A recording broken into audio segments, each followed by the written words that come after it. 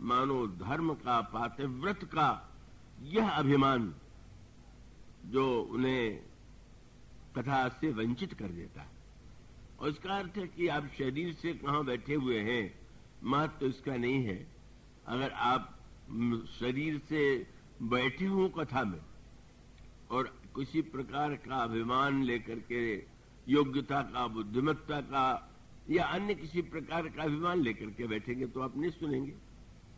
परिणाम ये हुआ कि भगवान शंकर ने सुना, बड़े प्रसन्न हुए और राम कथा मुनिवर्य बखानी, सुनी महेश परम सुख मानी।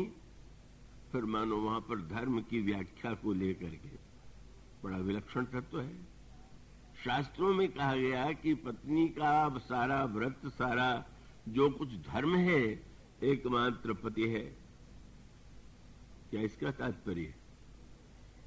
का पति के जो पिता हैं, क्या वो पतिव्रता अनन्य होने के कारण का उस पिता को अस्वीकार कर दे कि नहीं मुझे तो पति को छोड़ करके इनसे क्या लेने देना, या परिवार के अन्य सदस्यों को नहीं मैं तो पतिव्रता हूं और रामायण में या शास्त्र में लिखा हुआ है कि उसका तो एक ही धर्म एक व्रत नेमा, एक ही व्रत है, एक ही धर्म है, एक ही नेम है, काय बचन मन पतिपद प्रेमा। और जब ये धर्म है तो अगर मैं अन्यों से प्रेम करूंगी तो धर्म के विरुद्ध होगा। यही धर्म को समझने में जहां बुद्धिमान से बुद्धिमान व्यक्ति भ्रमित हो जाता है, और जो धर्म परायण होते हैं उनके जीवन में और आशंका रहती है। इसलिए आप रामायण में बहुत बड़ा सुंदर व्यंग पाएंगे। जब सती का वो लंबा इतिहास आप जानते हैं, और अंत में पार्वती के रूप में उनका जन्म हुआ। श्री राम कथा शंकर जी सुनाने लगे तो कथा सुनाते हुए शंकर जी ने देखा पार्वती जी की दशा, तो दशा देख करके उन्होंने कहा, धन्य सती, सती तुम धन्य हो, धन्य हो। सती जी ने देखा, चौंक पड़ी, ये उस जन्म का नाम क्यों ले रहे हैं? कोई सुनने में मुझसे भूल हो गई क्या? उस जन्म में तो मैं बहुत बार भूल कर चुकी हूं। पर भगवान ने मानो धर्म की परिभाषा उनको बताया। उनका अभिप्राय सती पतिव्रता को कहते हैं, उनका नाम भी सती है, और अन्य कोई भी नारी पतिव्रता हो तो उसको कहते हैं सती। तो भगवान शंकर ने मानो बहुत, तो कैसे ढंग से एक नन्हे से शब्द में बहुत बड़ी बात कह देना, वो भगवान शंकर से बढ़कर के कौन जाने। मानो उनका संकेत ये था कि तुम नाम से सती थी और यूं तुम सती के रूप में धर्म के नाते तुम मेरे प्रति निष्ठावान भी थी। पर याद रखो, आज मैं अपनी दृष्टि से तुम्हें मैं जब तुम्हें सती की उपाधि दूंगा तो इस जन्म में दूंगा, पिछले जन्म में नहीं। क्यों इस जन्म में दे रहे हैं प्रमाण पत्र? बोले धन्य सती पावन मति तोरी, तुम सती क्यों हो? अब देखेंगे यहां कितनी गहरी बात हो गई। पत्नी हुआ है जो पति से प्रेम करे, और शंकर जी कहते हैं सती तुम धन्य हो क्योंकि तुम्हारा राम के चरणों में बहुत प्रेम। धन्य सती पावन मति तोरी, रघुपत चरण प्रीति नहीं थोरी। तो शंकर जी के चरणों में प्रेम करे तो पतिव्रता, कि राम के चरणों में प्रेम करे तो पतिव्रता। तो पूर्व जन्म में तो सती ने ही माना था कि मैं तो शंकर जी से प्रेम करती हूं। पर भगवान ने कहा कि ये तो बाहर से का सत्य है, पर तुम विचार करके देखो, पत्नी का कर्तव्य है कि वो तो पति का साथ दे। भगवान शंकर का मन कहां रहता है? भगवान के चरणों में।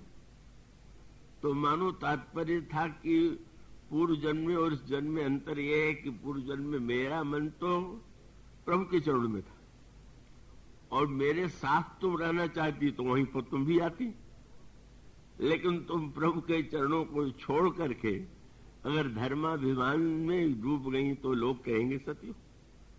पर आज तुम्हारा और मेरा मन एक हो गया, क्योंकि मेरा भी मन प्रभु राम के चरणों में और तुम्हारा मन भी प्रभु के चरणों में। तो इससे बढ़कर के पतिव्रता का क्या लक्षण हो सकता? तो मानो धर्म का वह तत्व जो दक्ष पुत्री ये नहीं समझ पाई थी, और अनेक लोग नहीं समझ पाते, क्योंकि विवाह में मंत्र पढ़ा जाता है, मम चित्तम ते चित्तम अस्तु मम में कमना जुस्व, तुम्हारा और मेरा मन जो है एक हो जाए, तुम मेरा चित्त और तुम्हारा चित्त एक आकार हो जाए। भगवान शंकर का तात्पर्य था, तुमने पातिव्रत का वही अर्थ ले लिया जो अभिमानी व्यक्ति लेता है।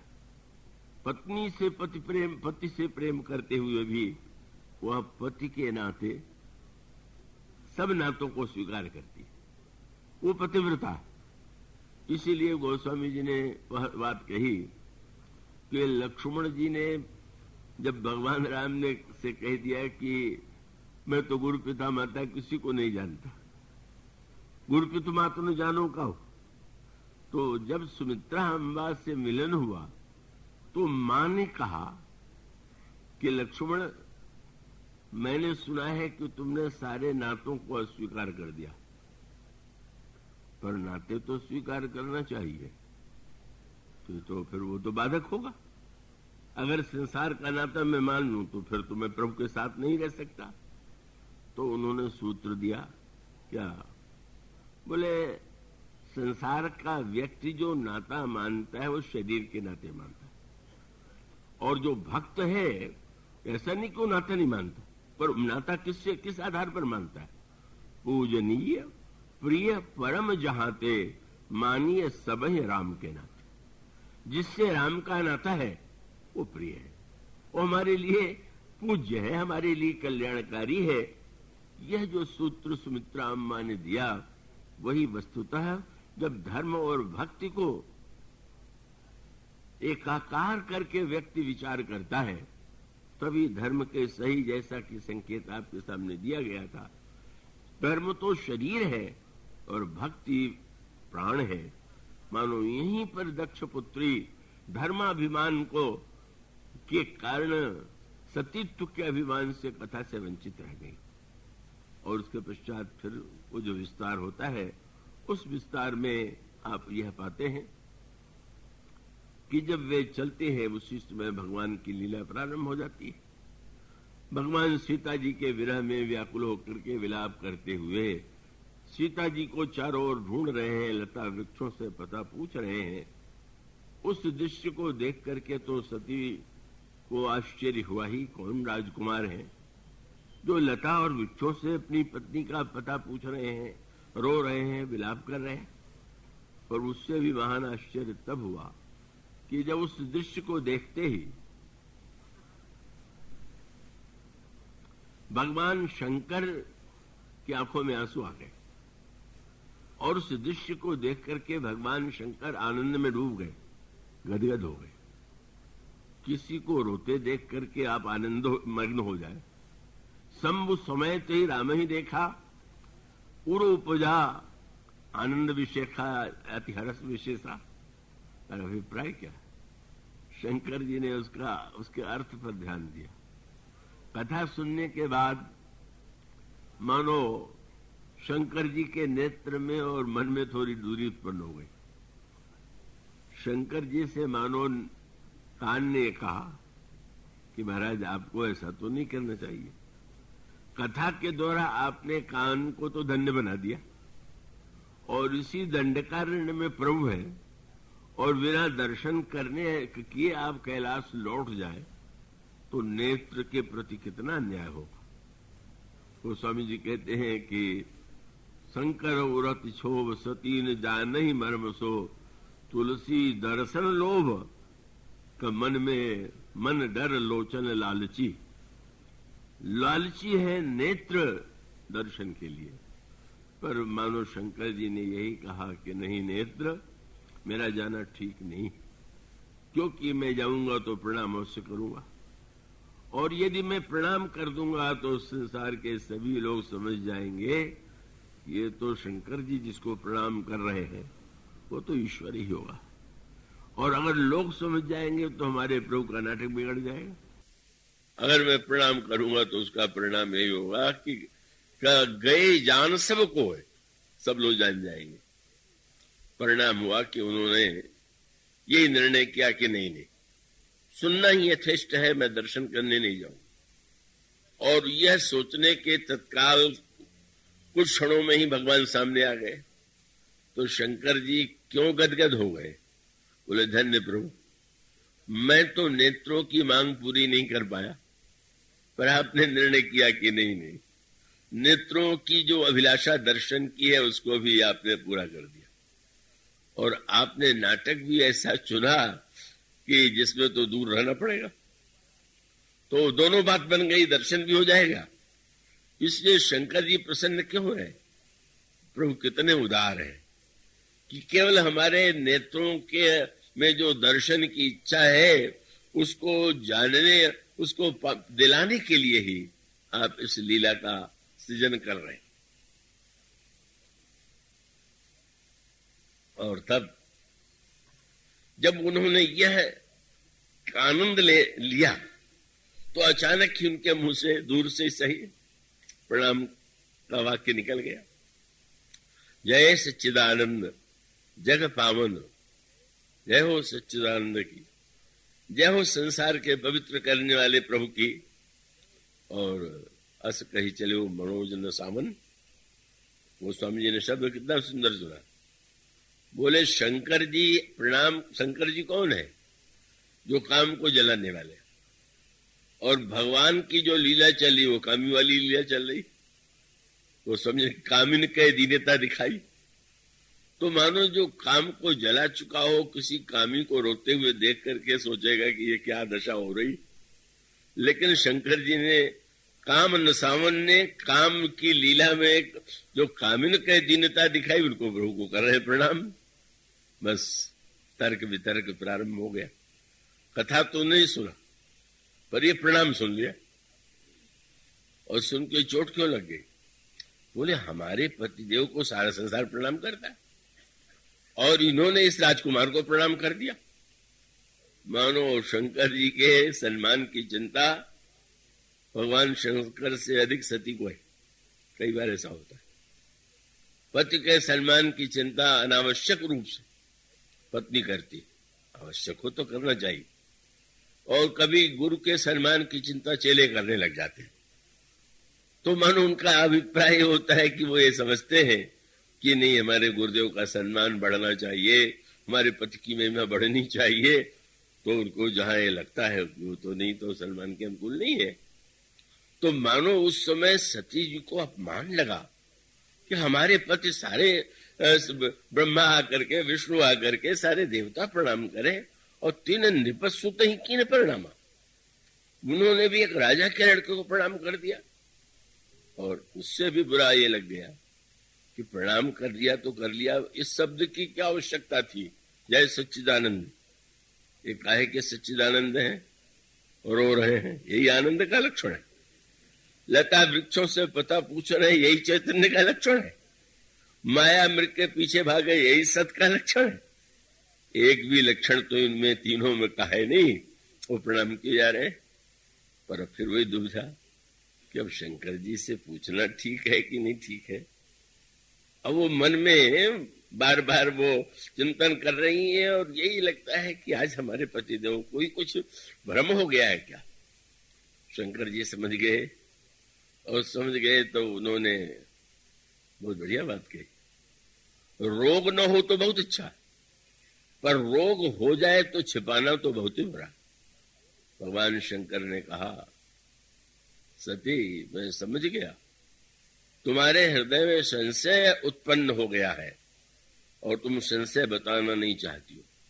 जब भी संशय उत्पन्न हो तो व्यक्ति का कर्तव्य है कि अपने संशय को, जिसकी हम पूजा करते हैं, जिसकी आराधना करते हैं, उसके सामने प्रकट कर दे। अब देखिए, गीता का जो ज्ञान है वो अर्जुन के संशय से ही तो उत्पन्न हुआ। अर्जुन के मन में धर्म की अधर्म की व्याख्या लेकर के जो संशय हुआ, वह संशय प्रकट कर दिया। और रामचरितमानस में जब भगवान राम रावण से लड़ने के लिए खड़े हैं और विभीषण को लगा, रावण रथी विरथ रघुवीरा, देख विभीषण भय अधीरा, अधिक प्रीति मन भा संध्या। पर छिपा के नहीं रखा, प्रभु के चरणों में प्रणाम करके यही कहा कि महाराज नाथ न रथ नहीं तन पद त्राणा के जीतब वीर बलवाना। मानो संशय का न होना बहुत अच्छा है। हमें अनधिकारी न मान ले, हमें और हीन दृष्टि से न देखने लगे। मानो सती का प्रश्न न पूछना, आपने स्पष्ट कह दिया। सुनहु सती तव नारी स्वभाव। नारी छिपाती है अपने गर्भ में पुत्र को, और फिर आपने यही कहा कि जासु कथा कुंभज ऋषि गाई। अभी जिनकी कथा अगस्त जी सुना रहे थे, अब सुना रहे थे तो सुना तो था ही उन्होंने नहीं, और उन्होंने उदाहरण वही दिया कि वही जिनकी कथा अगस्त जी सुना रहे थे और जिनकी भक्ति मैंने सुनाया अगस्त जी को, वही मेरे प्रभु है। भगवान शंकर प्रयत्न करते हैं। बड़े सुंदर एक रेखा है अंतर्मुखता और बाहर के प्रयत्न का, यहां पर एक सामंजस्य। प्रयत्न भगवान शंकर ने ये निर्णय नहीं किया कि जाने दो। भगवान शंकर समझाते हैं, बहुत प्रेम से समझाते हैं, तर्क से समझाते हैं, पर सती समझ नहीं पाती। और तब भगवान शंकर यह निश्चय करते हैं कि ठीक है, आपने तुरंत कहा कि अगर तुम्हारे मन में इतना संदेह और मेरे कहने पर भी यदि संदेह नहीं जाता है तो क्यों जाई परीक्षा ली? तो तुम जाकर के परीक्षा क्यों नहीं लेती हो? फिर अर्थ लेने में सती भूल गई। उन्होंने भगवान शंकर के वाक्य को उनकी आज्ञा समझ लिया। ये आज्ञा नहीं, झुझलाहट है। कोई सेवक किसी सेवक से आप कहे पानी लाओ और वो गंदा सा पानी ला करके दे दे, और आप कहे हटाओ, और पूछ दे कि क्या करूं, और कहे कि स्वामी नाराज होके मेरे सिर पर पटक दो, तो बुद्धिमान सेवक ये नहीं कि सच में सिर पर पटक देगा, वो तो डांटने के लिए कितनी मूर्खता का तुम्हारा कार्य है। तो भगवान शंकर तो झुंझलाहट में कहते हैं कि भाई अब इतने विद्वान हो, मेरी बात समझ में नहीं आ रही तो जाके परीक्षा लो। पर सती जी ने तुरंत कहा कि बाप की आज्ञा तो मानना ही चाहिए। ये अनोखी बात, इतनी देर तक एक भी आज्ञा नहीं मानी, लेकिन अब आज्ञाकारी बन गई। अब आप ही जब कह रहे हैं परीक्षा लेने के लिए तो मैं जा रहा। और जब सती गई तो शंकर जी सोचने लगे क्या हो गया है। मोरेऊ कहे न संशय जाही, विधि विपरीत भलाई नहीं। और तो बहुत सुंदर शब्द आता है, याद रखिएगा। आस्तिक के जीवन में तो दो ही शब्द है, और उन्हीं दो शब्दों के बीच में जो जीवन व्यतीत करता है वही भक्त है। एक शब्द है हरि कृपा और दूसरी है हरि इच्छा। भगवान की कृपा एक शब्द है, भगवान की इच्छा दूसरा शब्द है, और इसी दोनों में बने रहिए। भगवान की कृपा माने आप जो चाहते हैं अगर हो जाए तो लगना चाहिए, और लगेगा कि भगवान की बड़ी कृपा है कि उन्होंने कृपा करके मेरी इच्छा को पूरी कर दिया। पर जब उससे उल्टा हो जाए तब अगर भक्त है तो कृपा तो नहीं कहेगा, वो कहेगा हरि इच्छा। भगवान की इच्छा ऐसी थी। क्यों? हरि कृपा में भगवान ने जीव की इच्छा का पालन किया। पर कभी कभी भगवान कहते मैंने तो तुम्हारी इच्छा बहुत दिन पूरी की, अब जरा मेरी भी इच्छा तो तुम मानो। तो वो इच्छा कभी कभी थोड़ी ऐसी कठिन हो जाती है, और उस समय आस्तिक ही कहता है कि ठीक है, मेरी इच्छा नहीं पूरी हुई, कृपा न दिखाई दे, लेकिन भगवान की इच्छा हुई। तो शंकर जी ने इस समय जब दर्शन श्री राम ने दे दिया तो बल्ले बड़ी कृपा है प्रभु। जी को संशय हो गया और समझ में नहीं आ रहा है, तो शंकर जी के मुंह से क्या, मन में क्या वाक्य है? बोले हरि इच्छा। अब हरि इच्छा यही है, मेरी इच्छा तो यही थी कि कथा सुने, मेरी इच्छा तो यही थी कि मैंने प्रणाम किया तो ये भी प्रणाम करे, लेकिन उन्होंने कुछ नहीं किया। तो अब जब हरि इच्छा भावी बलवाना हृदय विचारत सम्भु सुजाना, ठीक है, हरि इच्छा यही। उस समय एक सूत्र आता है, वो चौपाई बार बार दोहराई जाती है, पर वो उचित अवसर पर ही दोहराई जानी चाहिए। चौपाई किसके द्वारा, श्लोक किसके द्वारा किस समय कहा गया, इसका बड़ा महत्व है। कई लोग जाने अनजाने में का वो ऐसी पंक्ति दोहरा देते हैं कि जो बिल्कुल सुन करके मनुष्य के मन में बड़ा विद्रोह की भावना उत्पन्न होती। और मैथिली शरण जी ने सुनाया, वो भी सुनाया उन्होंने, बड़ा विचित्र सा लगता है, लेकिन सुन के लगा कि ऐसे भी बुद्धिहीन व्यक्ति होते हैं क्या।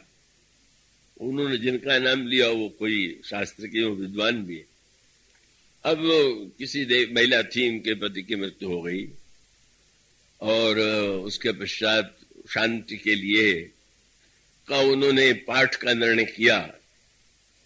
तो उन पंडित जी से पूछ दिया कि क्या संपुट लगावें।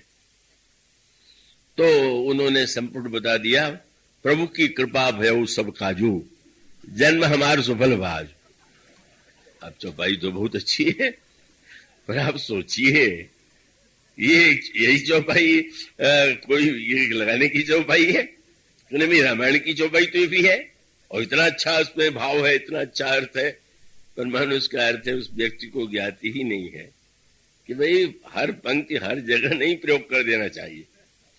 कब आप किसी डॉक्टर के पास रोगी जाए और जाने के बाद डॉक्टर कहने लगे कि शरीर तो नासमान है, एक दिन तो जाते ही है, क्या दवा की चिंता कर रहे हो। तो बात तो सही है, शरीर तो जाता ही है, लेकिन डॉक्टर अगर उस समय ऐसा कहे तो उससे बढ़ करके ना समझ डॉक्टर कौन होगा। तो इसका अभिप्राय यह है कि हर पंक्ति को हर समय मत दोहरा दीजिए।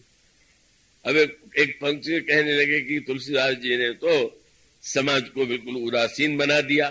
क्यों? बोले को नृप हो हमें कहानी, लोग दिलचस्पी नहीं लेते कि रामायण में तो लिखा हुआ को नृप हो हमें कहानी। मुझे आश्चर्य आता है, ये चौपाई जिसने कहा था वो तो इतनी बड़ी योजना बना रही थी कि राज्य को कैसे बदल दे। वो तो उसकी भाषण कला में अपनी स्वार्थता का प्रदर्शन था, भीतर से तो उसकी योजना यही है कि राज्य राम को नहीं मिलना चाहिए, भरत को मिलना चाहिए। तो पंक्ति किसके द्वारा किस प्रसंग में कब कही गई है मत उसका है। रामायण की एक प्रसिद्ध चौपाई वो बहुत बार दोहराते हैं, क्या बोले, हुई है सोई जो राम रचि राखा, को कई तर्क बढ़ावे शाखा।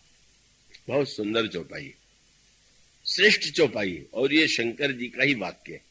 लेकिन यह चौपाई कब कहते हैं भगवान शंकर? पहले उन्होंने समझाया, उनके भ्रम संशय को दूर करने की चेष्टा किया। सब कुछ करने के बाद जब यह लगा कि नहीं, अब मेरे समझाने पर भी अगर संशय नहीं जा रहा है तो कोई बात होगी और ये ईश्वर की इच्छा जैसी हो, तब भगवान शंकर कहते हुई है सोई जो राम रच राखा। हम जब अपनी ओर से प्रयत्न करने, शरीर से, मन से, बुद्धि से, और करने के बाद अगर आपको लगे कि बस भाई मैंने तो सब कुछ चाहा, तो उस समय ये चौपाई बिल्कुल उचित है, हुई है सोई जो राम रच राखा। पर अनावश्यक हर समय इस चौपाई को हम कुछ न करें और यही कहते रहे हुई है सोई जो राम रच राखा, तो ये चौपाई भगवान शंकर ने तब कही जब सती को समझाते समझाते थक गए। और तब भगवान शंकर, सती जी ने सोचा कि साथ चलेंगे, तो उन्होंने कह दिया। सती जी ने कहा महाराज आप भी चले। तो उन्होंने निर्णय किया कि कथा में मेरे साथ जाके भी इन्होंने नहीं सुना, परीक्षा लेने को तैयार हो गई। शंकर जी का व्यंग था कि भाई आप दक्ष पुत्री हैं, परीक्षा ले सकती हैं, मैं इतना योग्य नहीं हूं कि ईश्वर की परीक्षा ले सकूं, इतनी बुद्धिमत्ता तो मुझे है नहीं। तो अब वो परीक्षा लेना तो मेरे बस में नहीं, तो तुम जाओ लो परीक्षा, तो आपका समय यहां कैसे कटेगा। और तो वो समझ लिखा, शंकर जी ने कहा तब लगे बैठ यहूं बट छाई। देख नहीं रहे हो बरगद की कितनी सुंदर छाया है, और बस इसी के नीचे मैं विश्राम करूं। इसका आध्यात्मिक तात्पर्य था संशय जंगल है, संशय के जंगल में तुम्हें संशय उत्पन्न हो गया है, और बट है विश्वास, बट विश्वास। जब तक तुम संदेह के वन में भटकोगी, विश्वास की छाया में मैं विश्राम करूंगा। और तब अस कही लगे जपन हरिनामा। भगवान शंकर जो है बस वट की छाया में बैठ करके प्रभु के मंगलमय नाम का जप करने लगे। और इसका तत्व यही है कि हम प्रयत्न करते हुए भी यदि सफल न हो और हम किसी प्रकार से अपने संकल्प को पूरा न कर सके, तो हमें अपनी आस्था में बैठ करके भगवान के नाम का आश्रय लेना चाहिए, भगवान के नाम का जप करना चाहिए। वे ईश्वर कर रहे हैं, पर वो कथा का विस्तार होता है। सती जाती हैं और वहां पर भी वो बस बार बार वही एक स्थिति आती है कि जब भगवान राम की महिमा को, प्रभाव को देख करके जब वे लौटने लगती हैं, तो भी भगवान ने उनको महिमा का, प्रभाव का दर्शन करा दिया। और उस दर्शन के बाद जब वे भगवान शंकर के पास गई, तो भगवान शंकर ने तुरंत ये एक वाक्य कहा, लीन परीक्षा कमन विधि। आपने परीक्षा किस विधि से लिया? क्या तात्पर्य था? बोले आज तक मैंने ईश्वर के परीक्षा की विधि का तो कोई पता लगाया नहीं था, कोई अद्भुत विधि आपको मिल गई होगी।